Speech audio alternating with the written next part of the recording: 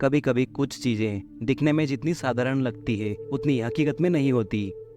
ये कहानी अमेरिकी राज्य ओहायो के एक छोटे से शहर की है, जहाँ एक खुशहाल लड़की अपने हॉस्टल में रहती थी। वो अपने परिवार से बहुत प्यार करती थी और पढ़ाई में भी बहुत अच्छी थी। लेकिन एक दिन उस लड़की के साथ कुछ ऐसा हुआ जिसने सबको चौंका दिया। वो लड़की अचानक कहीं गायब हो गई।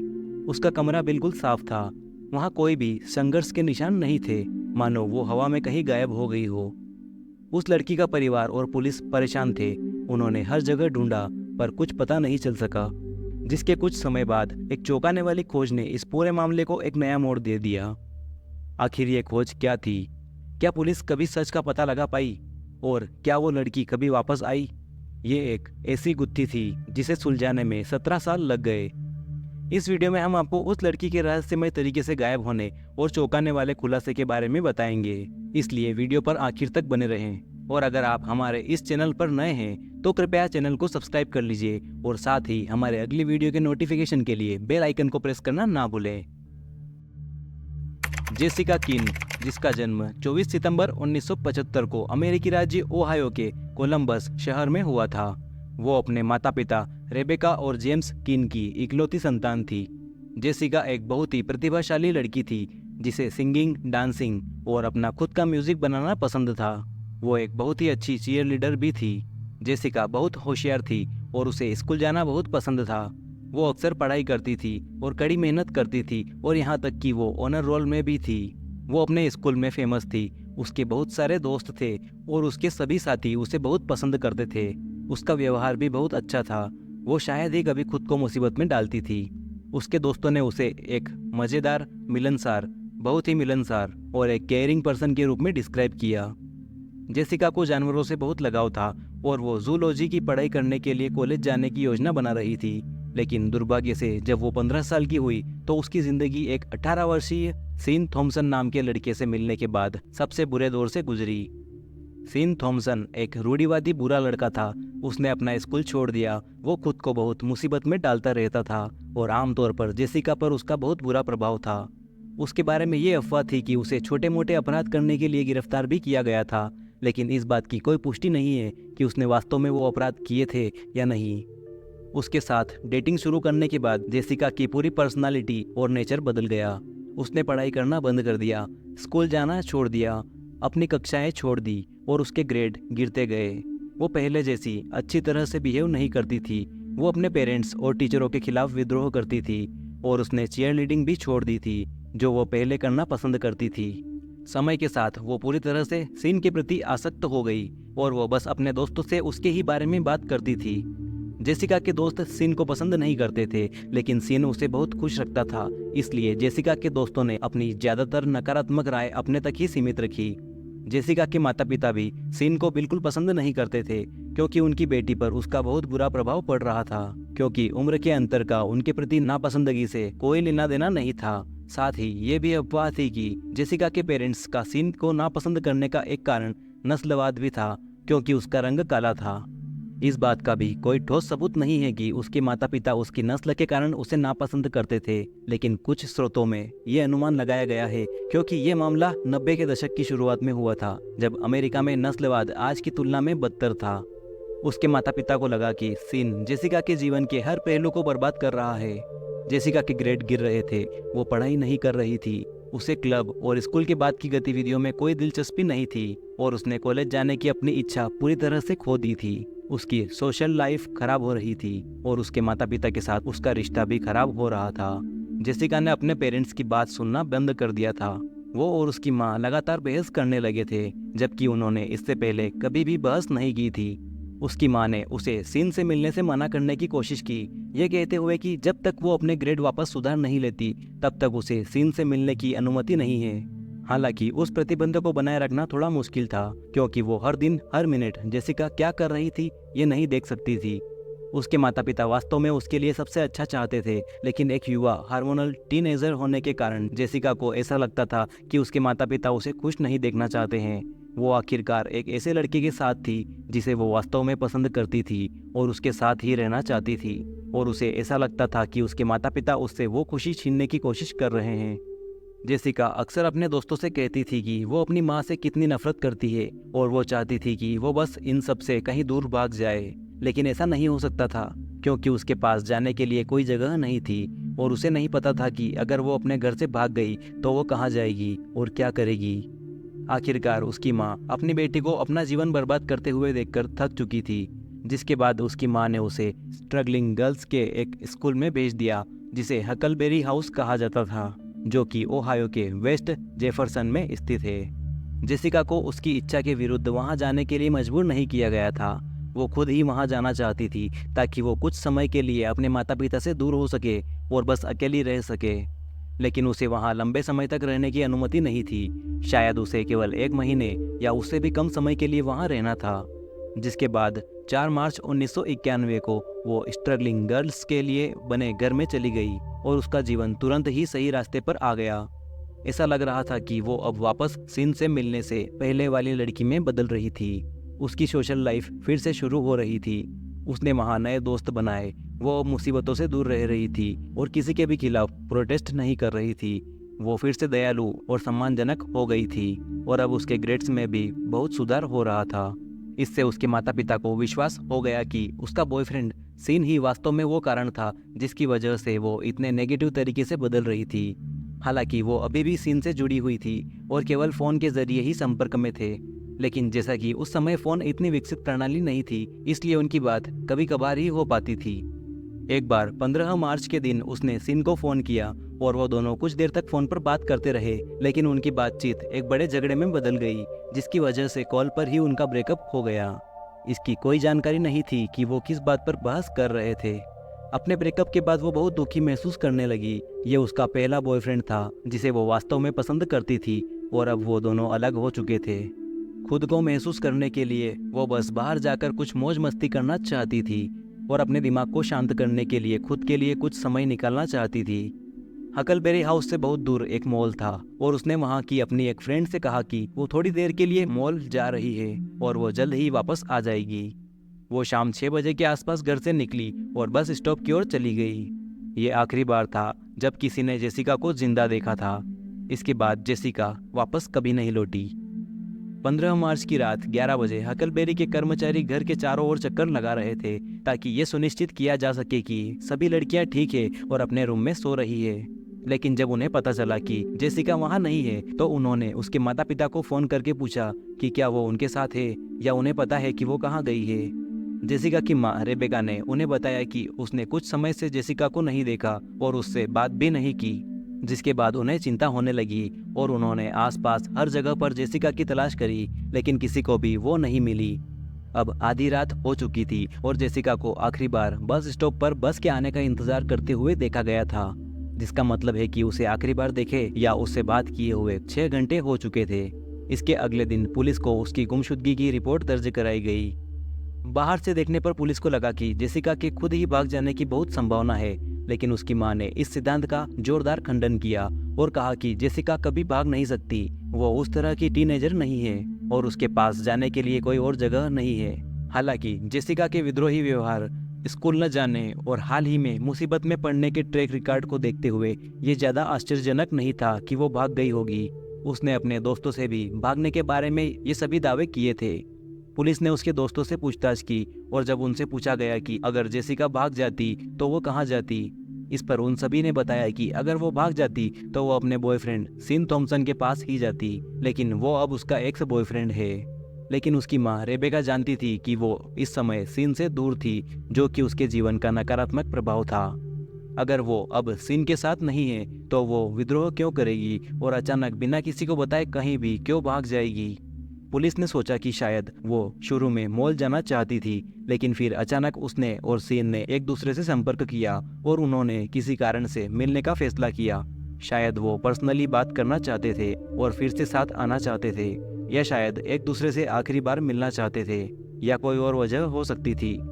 पुलिस ने सीन से पूछताछ करने की योजना बनाई, लेकिन उन्हें उम्मीद थी कि जेसिका अपने आप ही वापस आ जाएगी और उन्हें सीन से पूछताछ करने की जरूरत नहीं पड़ेगी। लेकिन दुर्भाग्य से जेसिका के लापता होने की रिपोर्ट के 2 दिन बाद 17 मार्च को उनकी सारी उम्मीदें धूल में मिल गई, जब फोस्टर चैपल नाम के एक कब्रिस्तान से गुजर रहे एक व्यक्ति को एक लड़की की लाश मिली। उस लाश की जांच करने पर यह पुष्टि की गई कि ये 15 साल की जेसिका किन की ही लाश थी। जेसिका की डेड बॉडी लगभग पूरी तरह से नग्न हालत में पाई गई। उसने केवल एक मोजा और ब्रा ही पहनी हुई थी। उसकी डेड बॉडी को देखकर यह स्पष्ट था कि उसके साथ दुष्कर्म हुआ था। जांचकर्ताओं को यह अनुमान लगाने के लिए शव परीक्षण की भी आवश्यकता नहीं थी कि उसकी मौत का सबसे संभावित कारण क्या था। उसके सिर पर लगी गंभीर चोटों के कारण यह स्पष्ट था कि उसे पीट कर मारा गया था, जिसके बाद शव परीक्षण से यह पुष्टि हो गई कि वास्तव में उसकी मौत का कारण सिर पर कुंद बल का आघात था। उसकी खोपड़ी टूट गई थी, जिससे यह निर्धारित किया गया था कि उसे मरने के लिए कई वार की आवश्यकता नहीं थी, लेकिन फिर भी हमलावर ने उसके मरने के बाद भी उसे कई बार मारना जारी रखा। उसके शरीर के बाकी हिस्सों पर भी कई छोटी मोटी चोटें थी, जैसे कि खरोच, जो संभवतः संघर्ष के कारण आई थी। शव परीक्षण ने यह भी पुष्टि की कि मरने से पहले उसके साथ दुष्कर्म किया गया था और उसके शरीर में ड्रग्स या शराब नहीं थी। हत्या के हथियार के रूप में एक कब्र का पत्थर होने की पुष्टि हुई। इस हमलावर ने लगभग 31 किलो का कब्र का पत्थर जमीन से उखाड़ा और उसके सिर पर इतनी जोर से मारा कि कब्र का पत्थर 2 हिस्सों में टूट गया। कब्र के पत्थर का एक छोटा टुकड़ा भी उसके शरीर के बहुत करीब पाया गया, जो उसके खून से सना हुआ था। अपराध स्थल के सबूतों के कारण ऐसा लग रहा था कि यह पूरा मामला काफी लंबे समय तक चला। ऐसा इसलिए माना जा रहा था क्योंकि कब्रिस्तान के प्रवेश द्वार पर उसका एक मोजा मिला था, जिसका मतलब है कि वो कब्रिस्तान में प्रवेश करने से पहले ही अपने हमलावर से भाग रही थी। उसके पैरों के निशान पूरे कब्रिस्तान में बिखरे हुए पाए गए, जिससे पता चलता है कि वो कुछ समय के लिए इस व्यक्ति से भाग रही थी। एक बड़े मकबरे के पीछे कीचड़ में उसके घुटनों के निशान भी पाए गए, जिससे ऐसा लगता है कि वो वहां छिपने की कोशिश कर रही थी। पुलिस ने सबसे पहले एक टाइमलाइन तैयार करके अपनी जांच शुरू की, जहां उसे आखिरी बार देखा गया था और जहां हत्या हुई थी। जेसिका को आखिरी बार शाम 6 से 6:30 बजे के बीच बस स्टॉप पर देखा गया था, जिसका मतलब है कि उस बस स्टॉप पर ही उसके साथ कुछ हुआ होगा। पुलिस को नहीं लगता कि वो कभी मॉल तक पहुंची होगी और उन्हें यह भी नहीं लगता कि वो उस बस में सवार हुई होगी। उनका मानना था कि कोई व्यक्ति उस बस स्टॉप पर उसके बगल में आकर रुका था और किसी तरह जेसिका को अपनी कार में बिठा लिया और उसे उसकी इच्छा के विरुद्ध 6 घंटे तक कार के अंदर रखा।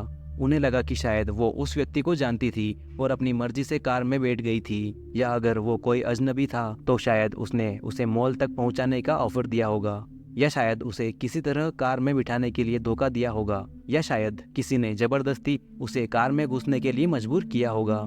पुलिस का मानना था कि कार के अंदर ही उसके कपड़े उतारे गए और उसके साथ दुष्कर्म किया गया और किसी तरह वो कार से भागने में सफल रही और अपनी जान बचाने के लिए भागने लगी।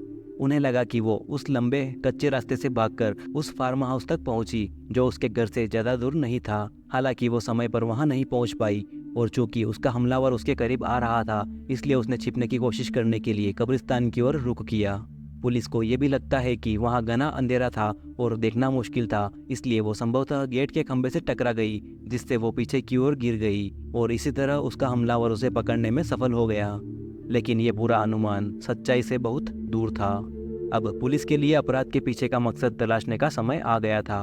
उन्होंने पहले ही पुष्टि कर ली थी कि किडनैपिंग के पीछे दुष्कर्म का मकसद था, लेकिन हमलावर ने उसकी हत्या क्यों की? क्या जेसिका अपने हमलावर को जानती थी, या वो गलत समय पर गलत जगह पर थी और उसे बेतरतीब ढंग से चुना गया था? जांचकर्ताओं को शुरू में लगा कि ये डकैती हो सकती है, लेकिन उन्हें पता चला कि उसका पर्स और उसके सारे गहने अभी भी उसके पास थे, तो उन्होंने इसे खारिज कर दिया। अगर ये डकैती होती तो वो निश्चित रूप से उसके पास मौजूद सब कुछ चुरा लेता। हालांकि उसके दोस्तों ने बताया कि जेसिका के पास एक बहुत ही इम्पोर्टेंट ज्वेलरी गायब थी, एक हार जो उसे उसके एक्स बॉयफ्रेंड सीन थॉमसन ने दिया था। ये एक सोने का हार था जिस पर टेकन लिखा हुआ था। जेसिका के माता पिता और दोस्त इस बात पर अड़े थे कि ये एक बड़ा सुराग था और सीन ही हत्यारा था।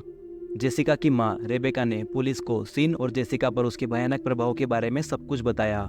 हालांकि पुलिस ये नहीं मान सकती थी कि यह आदमी ही असली कातिल है, क्योंकि उसने उसे जो हार दिया था वो गायब था। लेकिन ये बहुत संभव है कि उसने इस ब्रेकअप को बुरी तरह से लिया और किसी तरह से गुस्से में उस पर हमला किया होगा, और फिर ये सोचकर कि अब जब वो उसकी गर्लफ्रेंड नहीं रही और न ही कभी होगी, तो उसने उससे हार वापस ले लिया हो।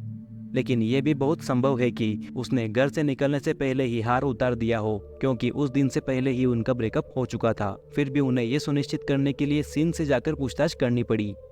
जब पुलिस सीन के घर गई तो उन्हें पता चला कि जेसिका की हत्या के समय सीन ओहायो राज्य में भी नहीं था। वो और उसके दोस्त उस समय स्प्रिंग ब्रेक के लिए फ्लोरिडा में थे। पुलिस ने उन सभी से इसे साबित करने के लिए डॉक्यूमेंट मांगे और वो सभी इन डॉक्यूमेंट को दिखाने में सक्षम थे। सीन और उसके दोस्तों ने अपने डीएनए सैंपल भी दिए जिसमें वो नेगेटिव आए। सीन और उसके दोस्तों को आधिकारिक तौर पर संदिग्धों के रूप से खारिज कर दिया गया। इससे पुलिस निराश हो गई क्योंकि अब वो बिना किसी सुराग और सबूत के फिर से शुरुआती स्थिति में आ गए थे। उसका केस नेशनल न्यूज़ बन गया और हत्यारे तक पहुंचने वाली जानकारी देने वाले किसी भी व्यक्ति को इनाम की राशि ऑफर की गई। लेकिन दुख की बात यह है कि जेसिका का केस ठंडा पड़ गया और कई सालों तक ठंडा ही रहा। पुलिस और कम्युनिटी भी लंबे समय तक बहुत घबराए हुए थे क्योंकि एक खतरनाक अपराधी अभी भी खुलेआम घूम रहा था। हर बार की तरह किसी लड़की पर हमला होता था या उसकी हत्या होती थी तो पुलिस ये देखने के लिए जेसिका के मामले से इसकी तुलना करने की कोशिश करती थी कि क्या ये किसी तरह से भी उससे जुड़ा हुआ है। लेकिन सालों तक कोई भी केस जेसिका के केस जैसा नहीं मिला। पुलिस के पास एक डेटाबेस होता है जो डीएनए सैंपल से भरा हुआ होता है और इस डेटाबेस में हर दिन कुछ न कुछ जोड़ा जाता है। सिर्फ इसलिए कि अपराध के समय हमलावर का डीएनए पुलिस को नहीं मिल सका, इसका मतलब ये नहीं है कि भविष्य में कभी भी पुलिस को उसका डीएनए नहीं मिलेगा। कोल्ड केस में हर 2 साल में डीएनए की फिर से जांच करना पुलिस के लिए हमेशा एक अच्छा विचार होता है, जो उन्होंने 17 मार्च 2008 को भी किया, जिस दिन जेसिका का शव मिला उससे 17 साल बाद। और उन्हें आखिरकार मार्टिन ली स्मिथ जूनियर नामक 51 वर्षीय व्यक्ति से डीएनए मैच मिला। ये व्यक्ति 1991 से पहले से लेकर 2008 तक जेल में था क्योंकि इस पर 2 अन्य लड़कियों के अपहरण और दुष्कर्म के आरोप लगे थे। जब मार्टिन जेल में था तब एक नया कानून पारित किया गया था जिसमें घोषणा की गई थी कि किसी भी हिंसक अपराधी को अपना डीएनए पुलिस के डेटाबेस में जमा कराना जरूरी होगा, चाहे उसने कोई भी अपराध किया हो, ताकि अगर वो कभी कोई और अपराध करे तो पुलिस को अपराधी के बारे में आसानी से पता चल सके। मार्टिन इस कानून के पारित होने से पहले ही जेल में था, इसलिए उसे साल 2008 में रिहा होने तक अपना डीएनए जमा करने की जरूरत नहीं थी। जेसिका पर हमला करने से पहले भी मार्टिन ने 2 हमले किए थे, इसलिए उस पर पहले से ही उन 2 अपराधों के लिए आरोप लगाए जा रहे थे। लेकिन जब उसने जेसिका को पाया तो उस समय उसे जमानत पर रिहा किया गया था। अपनी जेल से रिहाई के समय मार्टिन ने पुलिस को अपना डीएनए सैंपल दिया और जेल से बाहर निकल गया, जिसके कुछ समय बाद उसका डीएनए जेसिका के कातिल के डीएनए से मैच हो गया और पुलिस ने तुरंत उसकी तलाश शुरू कर दी। जिसके बाद 9 अप्रैल 2008 को बर्लिंगटन नॉर्थ कैरोलिना में पुलिस ने 51 वर्षीय मार्टिन ली स्मिथ जूनियर को गिरफ्तार कर लिया। डीएनए सैंपल के आधार पर मार्टिन पर जेसिका के यौन उत्पीड़न का आरोप लगाया गया, जो एक गंभीर अपराध था, और अपने आरोपों का सामना करने के लिए उसके केस को ओहायो में शिफ्ट कर दिया गया। उसका मुकदमा 2009 में शुरू हुआ, जहां मार्टिन ने मेडिसन काउंटी कोर्ट रूम में खुद को फर्स्ट डिग्री हत्या के लिए दोषी होने की पुष्टि की। उसने बताया कि उसने जेसिका का अपहरण किया, उसे बंधक बनाया, उसका यौन उत्पीड़न किया और फिर उसे मार डाला। उसने पुलिस को यह भी बताया कि वो उस दिन किसी की हत्या करने की योजना बनाकर नहीं गया था। उसने बस पहले ही 2 बार की तरह बाहर जाने की योजना बनाई, एक लड़की को ढूंढा, उसका अपहरण किया, उसके साथ दुष्कर्म किया और फिर उसे वहां ऐसे ही छोड़ने वाला था। लेकिन जब जेसिका उसकी कार से भाग निकली तो मार्टिन को लगा कि वो पुलिस के पास जाएगी और पुलिस उसके खिलाफ सबूत ढूंढ लेगी, क्योंकि जेसिका ठीक ठीक जानती थी कि वो कैसा दिखता है, उसकी आवाज़ कैसी है, वो कौन सी गाड़ी चला रहा है। इसलिए वो घबरा गया और उसे चुप कराने के लिए उसका पीछा किया। वो जानता था कि अगर वो भाग जाएगी तो उसके पिछले 2 आरोपों के लिए उसे जो भी सजा मिलेगी वो और बढ़ जाएगी और वो जेल में ज़्यादा समय तक नहीं रहना चाहता था। इसलिए जेसिका के भागने से वो चौंक गया और उसे कुछ नया करना पड़ा। जेसिका उसकी कार से भागकर फोस्टर चैपल कब्रिस्तान में पहुंच गई थी, जहां वो एक बाड़ के खंभे से टकरा गई और गिर गई, जिसके बाद मार्टिन ने जेसिका को एक कब्र के पत्थर से पीट कर मार डाला। वो ये सोचने में और समय बर्बाद नहीं करना चाहता था कि उसके शरीर को कैसे ले जाया जाए और कहाँ छिपाया जाए, इसलिए उसने उसे वहीं छोड़ दिया और खुद वहाँ से भाग गया। अगर ये नया कानून कभी लागू नहीं होता और पुलिस ने डेटाबेस में डीएनए को फिर से नहीं चलाया होता तो शायद मार्टिन कभी पकड़ा नहीं जाता। जेसिका का केस हमेशा के लिए अनसुलझा रह जाता और मार्टिन शायद फिर से किसी मासूम पर हमला करता। अपने मृत्यु दंड से बचने के लिए मार्टिन ने एक दलील दी और अपने ऊपर लगे हर आरोप में दोषी होने की बात स्वीकार की और आखिरकार उसे 2038 तक पैरोल की संभावना के बिना 30 साल से लेकर आजीवन कारावास तक की सजा मिली। तब तक वो अपने 80 के दशक में होगा। जेसिका के माता पिता ने उस जगह एक स्मारक बनवाया जहां उसकी डेड बॉडी मिली थी। लोग अक्सर वहां उसके लिए फूल ले जाते हैं। क्या जेसिका को न्याय मिला? क्या मार्टिन को मिली सजा काफ़ी है? कहानी पर अपने विचार हमें कमेंट में बताएं। और अगर आपको ये कहानी पसंद आई हो तो कृपया वीडियो को लाइक करें और हमारे इस चैनल को सब्सक्राइब करना ना भूलें। धन्यवाद।